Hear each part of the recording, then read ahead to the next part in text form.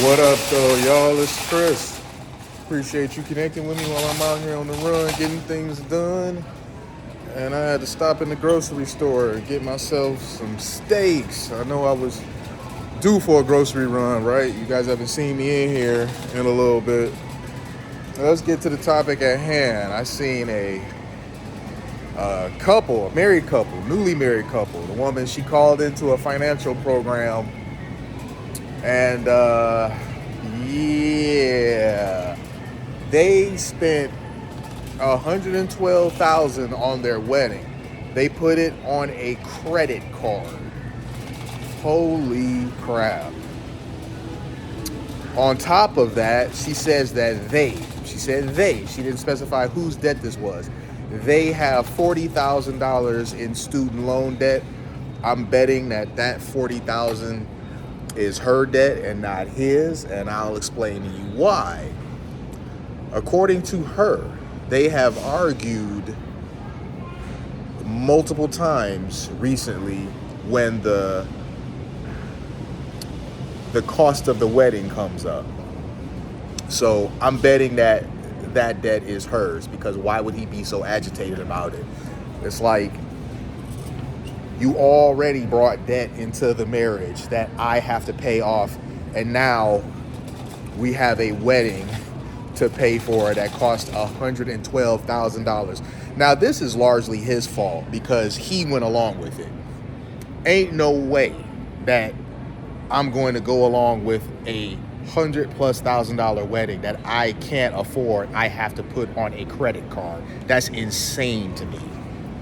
They have $45,000 in savings, she says. And I'm just like, you got $45,000 in savings, but you have that large, not the largest, but you have a large student loan debt accruing interest that you're going to have to pay down. And you still went out and you paid $112,000 to get married. And it's off to a very rocky start. She said that after they got married, he got laid off from his job. His job was he was bringing in like $200K a year with that.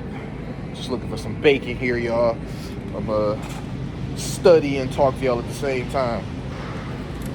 But as I was saying, he was bringing in 100 or 200,000 a year with his job, and he lost that job. So that just goes to show you, you can't leverage future income, guys. If you can't afford something now, afford something today, you probably shouldn't get it. It's not a good idea to leverage future income just so you can have something today. That's why I don't like these buy now, pay later programs, like how DoorDash and jumped on using Klarna for buy now, pay later. It's putting you in a bind right now. And depending on what it is that you're getting, just so you can have something to show right now. I don't know if I ever showed you guys the bread that I get. It's this stuff here, the Sara Lee honey wheat. You want to have this stuff so bad right now, but you're going to pay 1.5 times what that costs. Depending on which one of these you're using, you may possibly pay upwards to twice as much. I know it's easy to do that with DoorDash. Pay twice as much what the meal would normally be if you go in there. So making these sort of boneheaded decisions, and I don't think these are stupid people. They don't seem like stupid people. At least listening to the wife, she didn't sound like a moron. But they're making very poor financial choices. And this is what happens when you put what you want to do over what you need to do. When they were planning to get married, there is no reason why she or he should have proposed an idea of a wedding that would total that much, and the other should have co-signed it, like, yeah, let's do it. Not only did they do this expensive wedding, but they went on some sort of, you're welcome, they went on some sort of wedding trip afterwards. She didn't say where they went, but you know, that added to it. The 112,000, to be quite honest, I'm betting that she was downplaying how much it really is. It probably was more expensive than that. So that just goes to show you guys, the number one and two reasons for people getting divorced is money and sex. You can't downplay either one of those because they're the number one and two reasons for why divorce happens.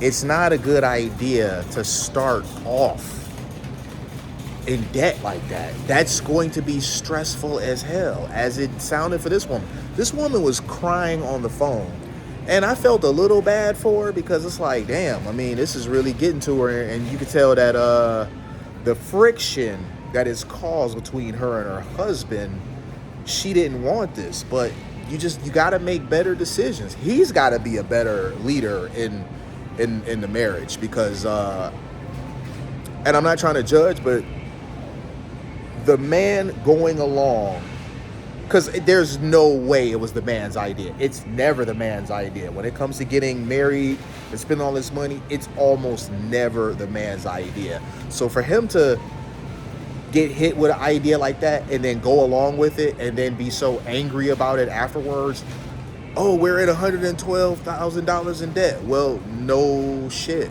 You went along with it. You're only upset about it now because you were counting on this future income that was supposed to be coming to pay this down, and that's no longer there. So it's stressful. Life happens, guys. You never know what turn life is gonna take. So it's just not a good idea to leverage future income so that you can have something today that you can't afford. Because that money that you're counting on, it's not guaranteed. You can get laid off, you can get fired. Your job could like close for renovations.